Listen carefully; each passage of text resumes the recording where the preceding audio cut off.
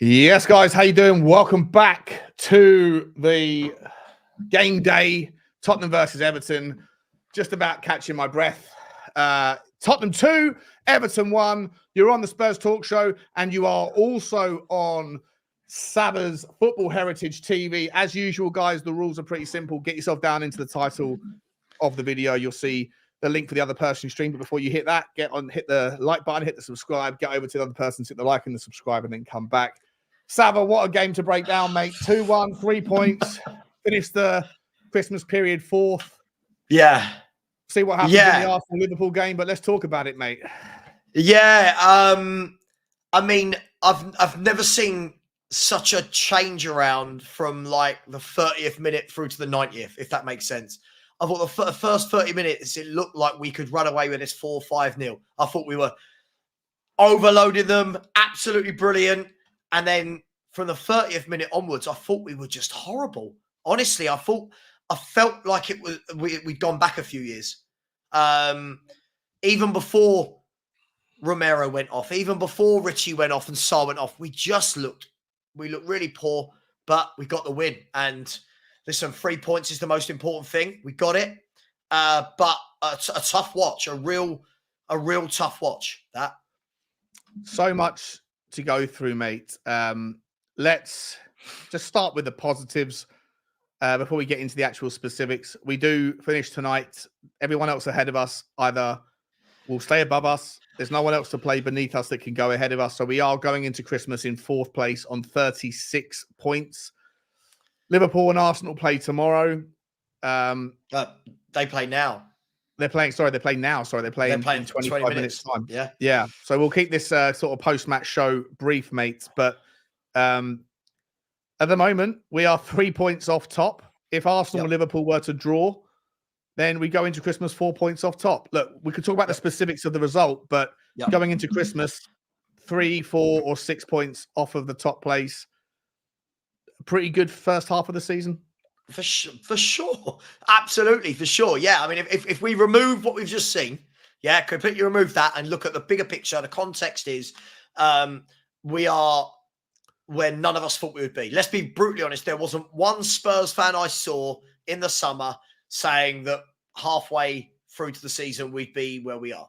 As you said, a Liverpool-Arsenal draw would be magnificent because obviously 3 or 4 points behind sounds a lot better than 6 early days. But listen, Ange's worked wonders. You know, first year, what he's got out of some of these players has been magnificent.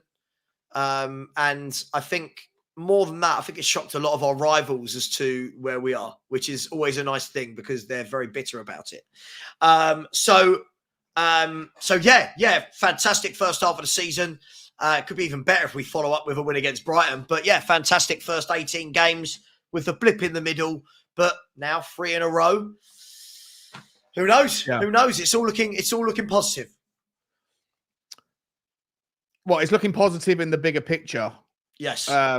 Let's now zoom down from that sort of 10,000-foot view down to pitch side, and let's talk about what's just happened.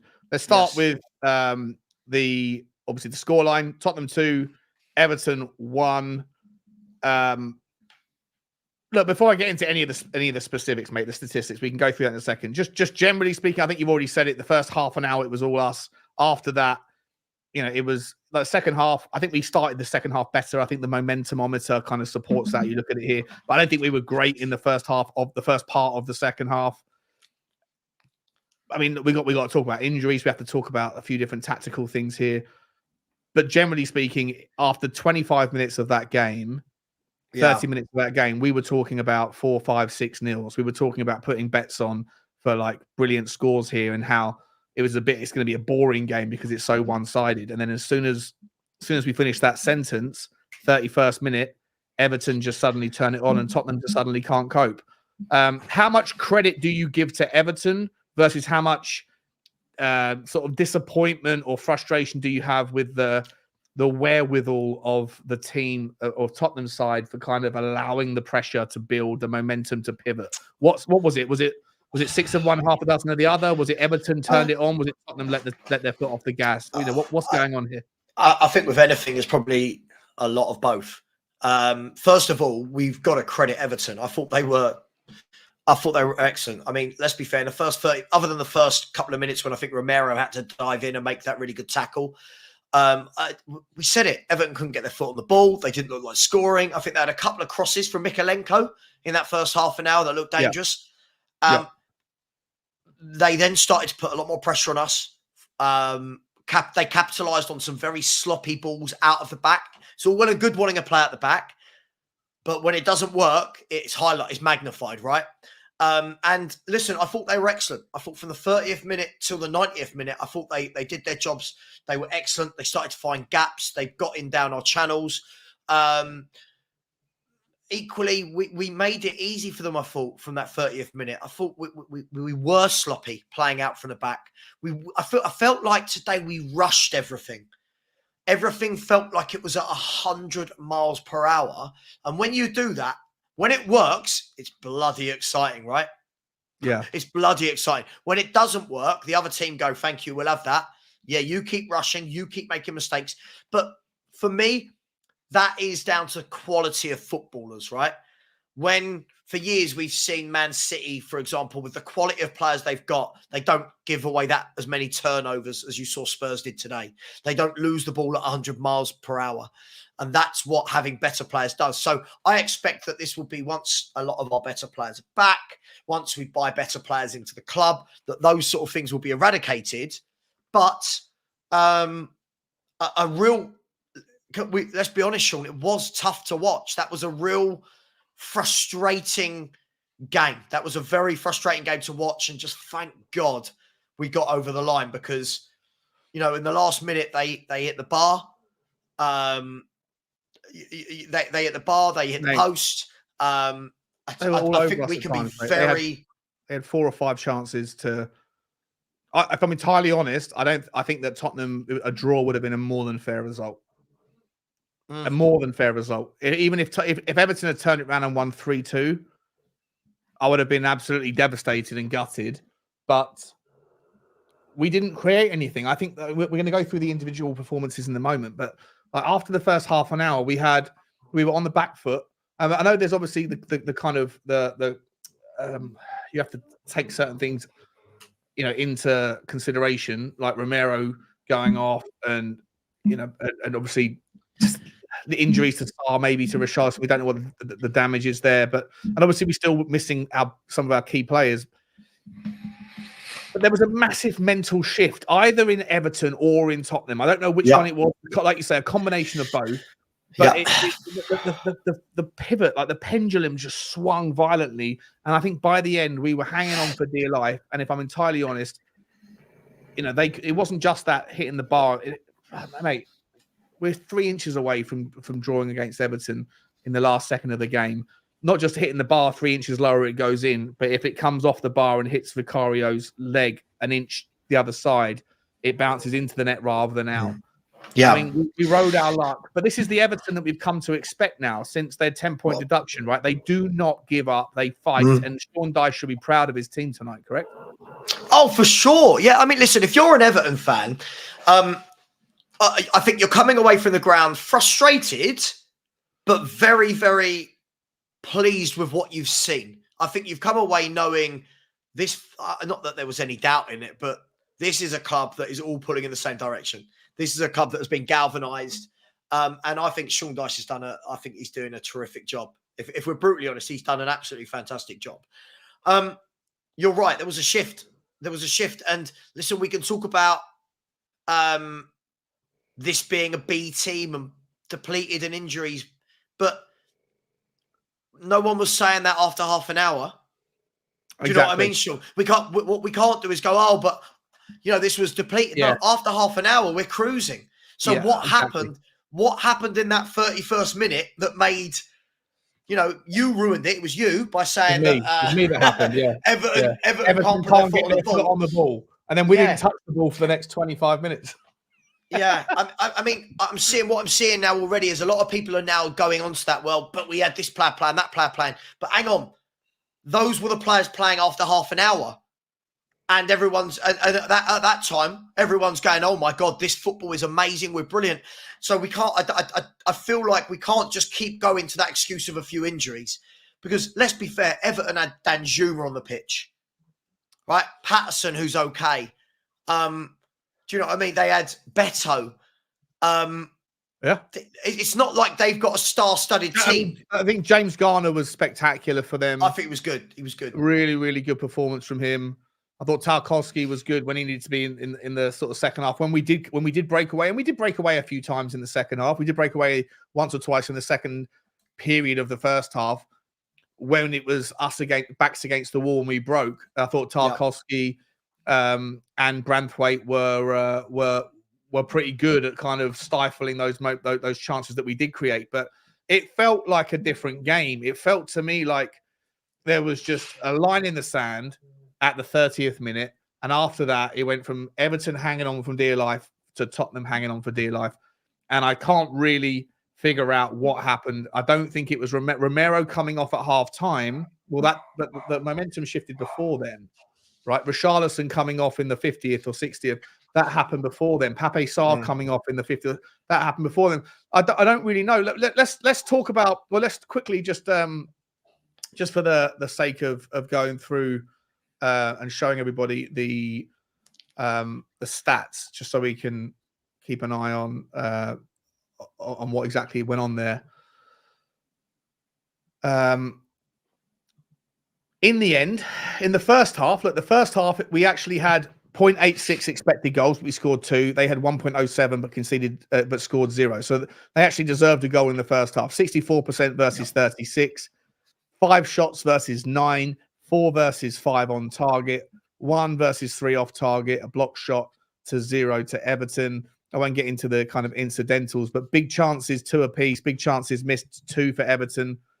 All that stuff's kind of a bit whatever. But then in the second half, we haven't actually looked at this stuff yet.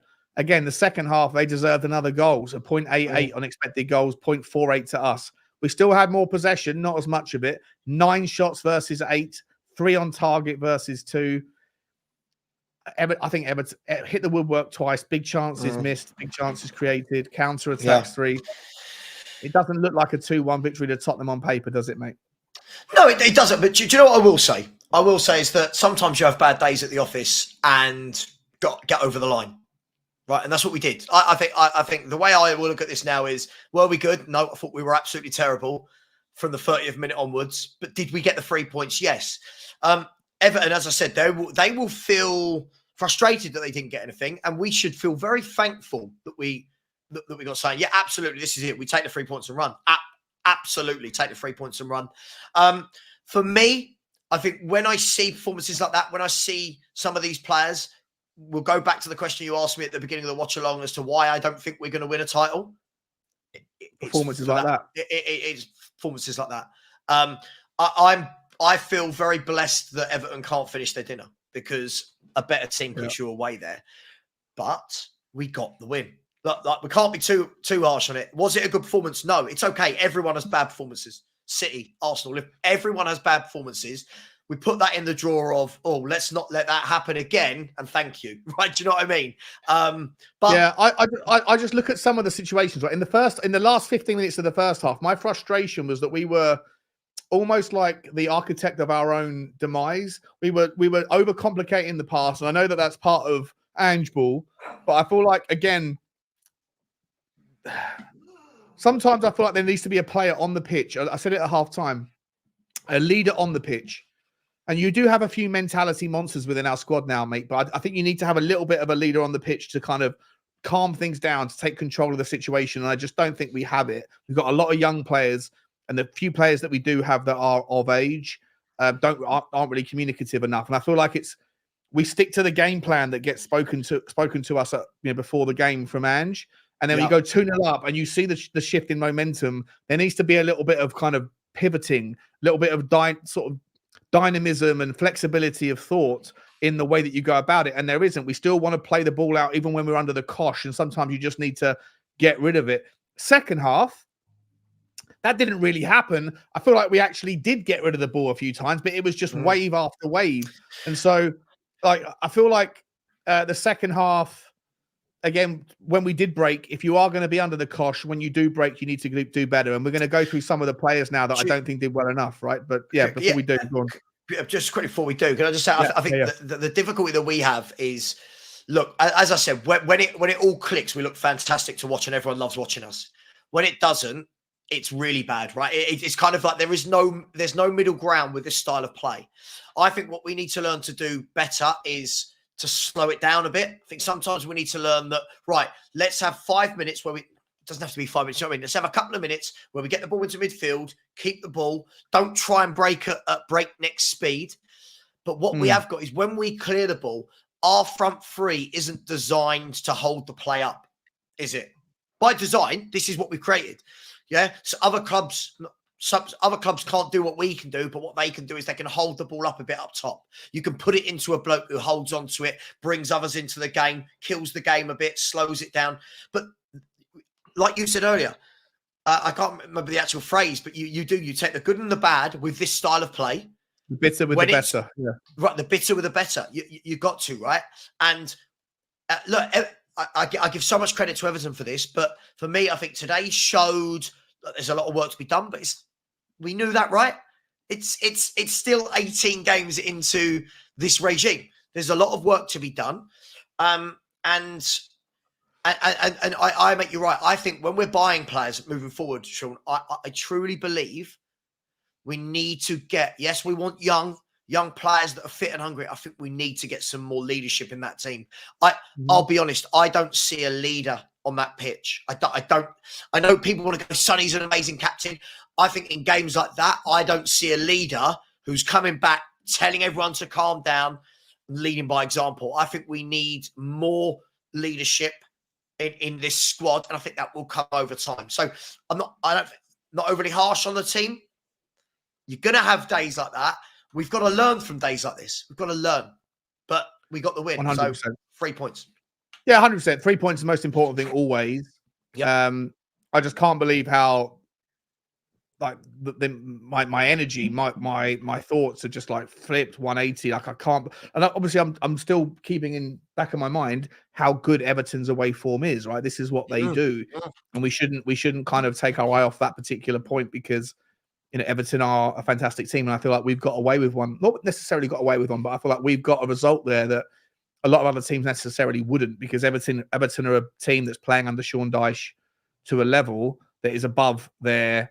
It's one of those kind of the sum is greater than the parts with Everton right now. If you like. They were unlucky. I want to talk about some individuals with you, mate, on the game before we do a couple of super chats. Aaron's in the house. Big up, Aaron. Said Bill Vicario a statue and get a new chair.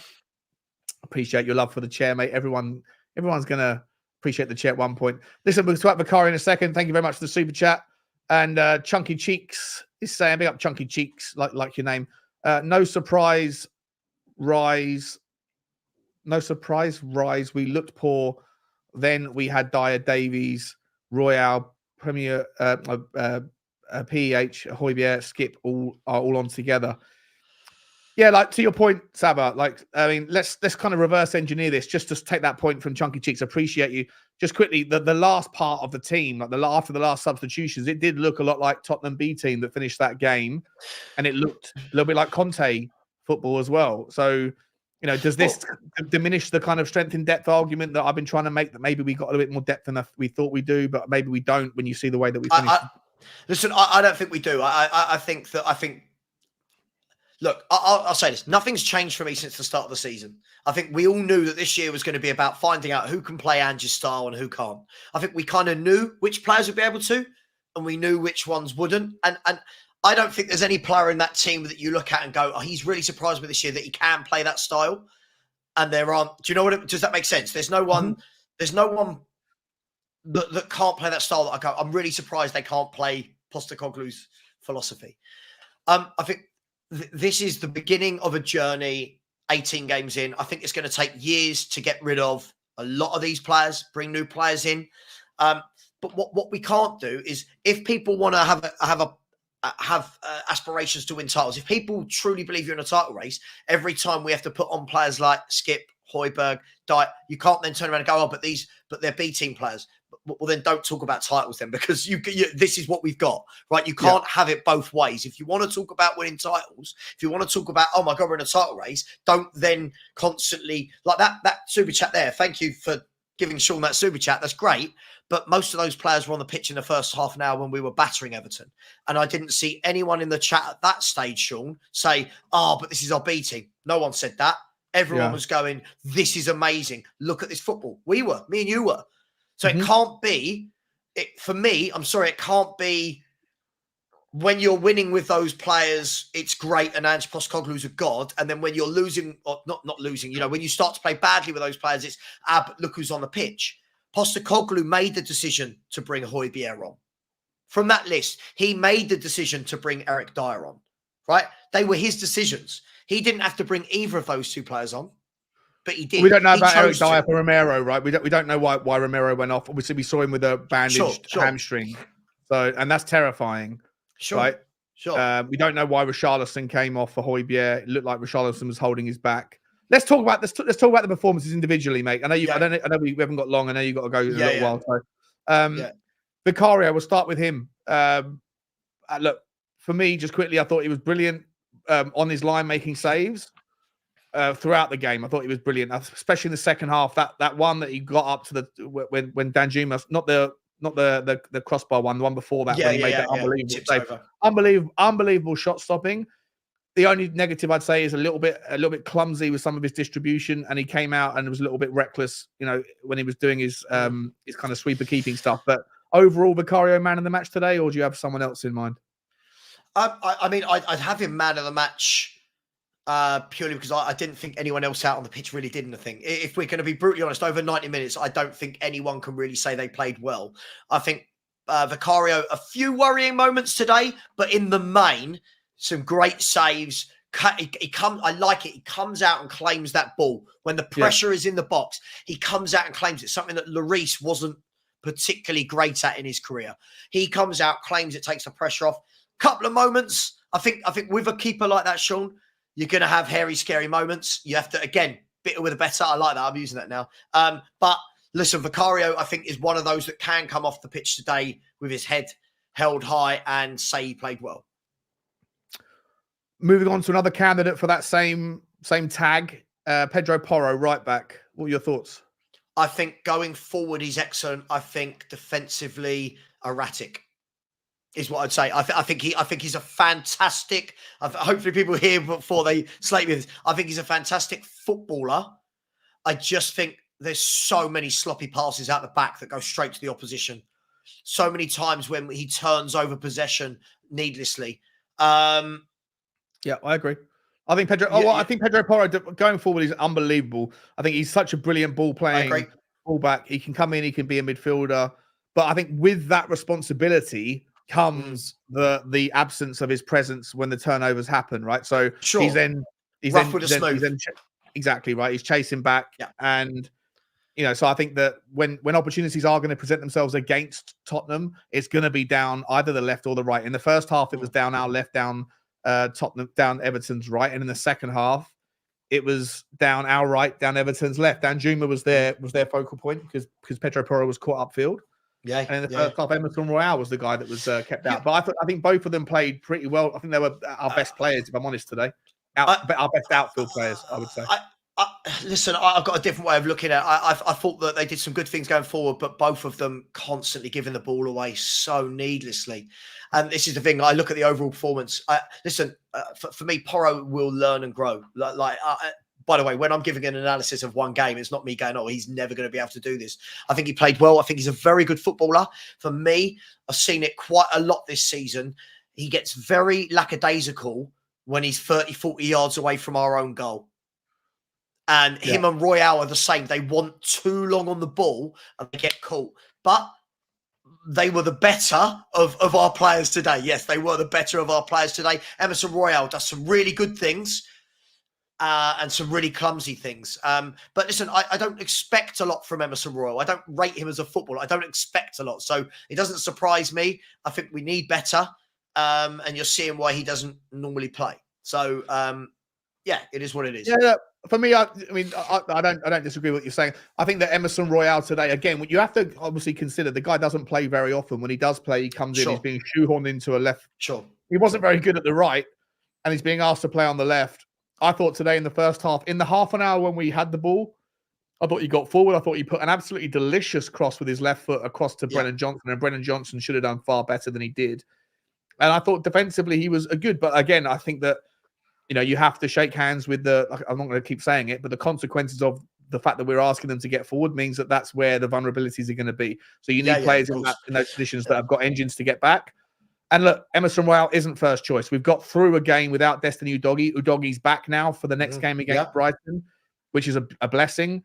But we got the 3 points as well. So for me, if we're ticking boxes of the 11 or the 15 players we're going to go through really quickly, Vicario gets a tick, Porro gets a tick for me, and Emerson gets a tick. After that, it gets a little bit dicey going. I give those two half a tick. I'm a real stickler for giving the ball away easily, but listen, I think we've talked about this on nearly every show we've ever done together, Sean. This style of football, you are going to have that because we try to play at the back every time. You are going to give the ball away. You are going to get caught in behind. It's just trying to keep it to a minimum. But I'll keep caveating for everyone to say 3 points is the most important thing. But yeah, let's move on to the next part. I've got about 3 or 4 minutes, so we'll I'll carry on after you got to go. It's no problem. Centre backs: Romero, Dyer, and Davies today. I'll let you go through them in your own. Talk about them however you want to talk about them. Yeah, I thought Romero started the game very well. Obviously, a brilliant tackle in that first 3 or 4 minutes. I can't remember now. It seemed like ages ago. And then I think that him and Davis looked very shaky for the last 15 minutes of the first half. I thought we looked all at sea at the back. I thought Everton was starting to find gaps. But understandable if he's got the niggle in his hamstring. I think it started to show. If I'm honest. He started it brilliantly. Davis, for me, this wasn't one of his better games. I think credit where it's due. I'm one who thinks that Davis has been at this club far too long, shouldn't be here. Yep. But credit where it's due. The last 3 or 4 games, he's defended well. I think today was not his best day at the office by any stretch of the imagination. Very poor day at the office for Ben Davis. Eric Dyer. I think we saw the good and bad of Eric Dyer today, put in a couple of good blocks. We also saw a couple of times it was just lazy sticking out a leg rather than actively looking like he's trying to stop a cross. If I was a centre forward, I would love to play against Eric Dyer if I was a centre forward, appalling player. And to me, I think it's worrying that the 2 young centre halves are not deemed to be better than Dyer. But that he sees them in training every day. He knows how good they are. And if he doesn't think they're ready, then they're not ready. So, but yeah, listen, we all know we need a centre back. I don't think anything's going to change up my mind, your mind, anyone's mind until we get a new one. That we need a new one, right? We've got to. Yeah, 100%. Sav, do you want to jump off, mate? If you want, I can carry on. I've got 2 minutes. I've got 2 minutes. Okay, 2 minutes. All right, no worries.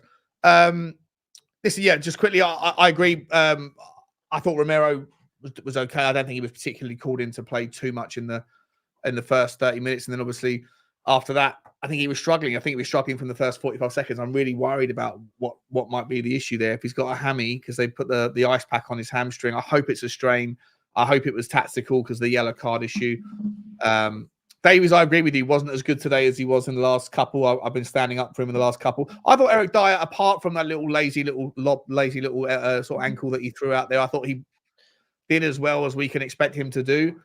And look, at the end of the day, we got away with it. We're still going through. So I don't want to see Eric Dyer in a Tottenham shirt post January, but we got it done.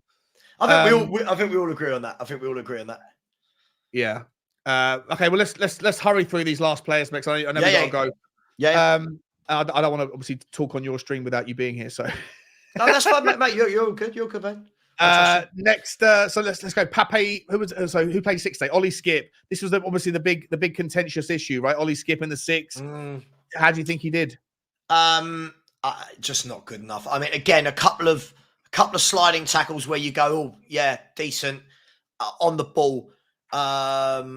He's not good enough. He's not a good enough footballer. He's not. Listen, we can talk about hard work, determination, grit, running through brick walls, loyalty. As if we boil this down, he's not good enough as a footballer. For me, he should be playing top half championship football. I don't think he's a Premier League midfielder. If I'm going to be brutally honest.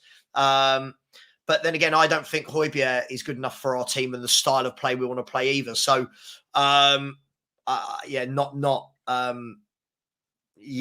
good enough for me. In front of him, Pape Sarr.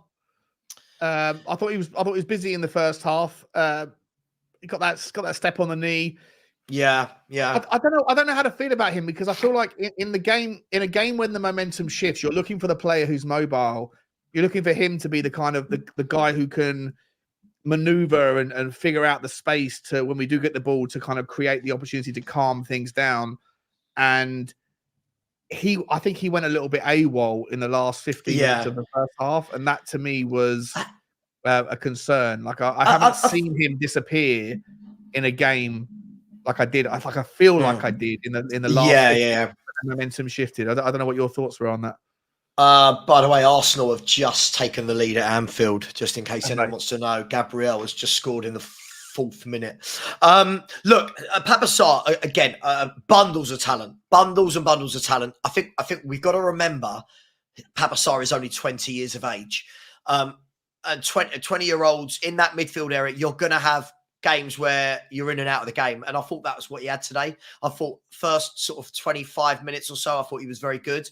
I think when the rest of the team started to falter a little bit, I thought you started to see a lot of wayward passes, positional sense. But look, I got no worries about him developing as a player. He needs time to develop. But yeah, I think he did struggle as the game went on, and then obviously took the knock. And yeah. So I think it was tough. Do you know what we're going to do, mate? We're going to, because I know you've got to go, and I know that I do have to go. Playing as well. You know what? How about this?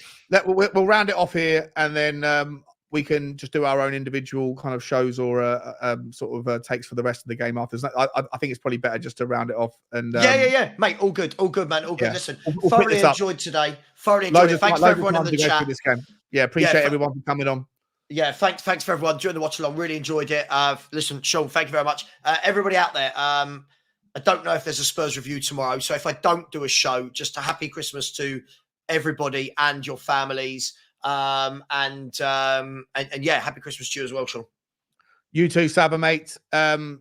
Dude, I will let you go, mate. I'm going to round off as well. Guys, listen, keep a lookout. There might be some more content coming from me tonight, because I've got nothing to do. I know Savva's got to go out, so maybe we'll pick this up in a minute. But go and enjoy the Arsenal-Liverpool game. Go and enjoy your Christmas. And Savva, I love your pieces, mate. Come on, you Spurs. 3 points up the Tottenham. See you soon. As always, guys. Bye-bye. Bye.